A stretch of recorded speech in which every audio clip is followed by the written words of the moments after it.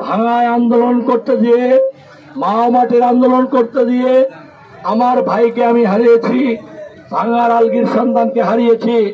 এই দায়ভার ইসি সাহেব আপনাকে একদিন নিতে হবে, আমরা যদি বেঁচে থাকি।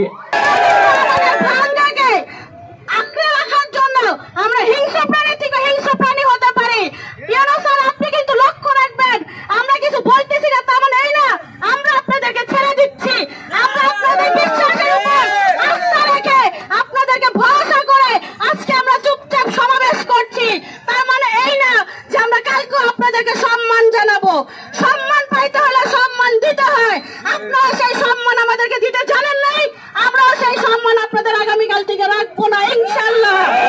কারণ আজকে আমাদের ঘাম ঝরা রক্ত নিয়ে আমরা এখানে এসেছি আমাদের মা মাটিকে রক্ষা করার জন্য।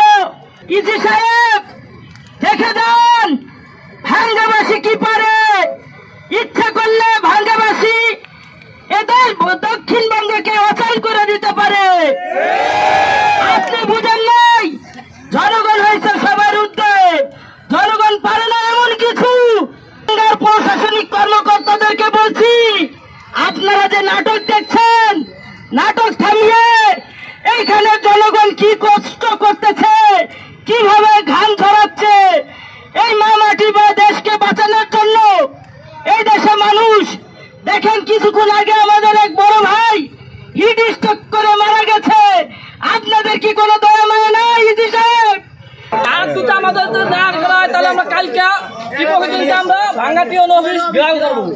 আমাদের আমাকে আবেদন জানি মানে এবং কি নির্বাচন কমিশনার জানি অবশ্যই এটা দেখে।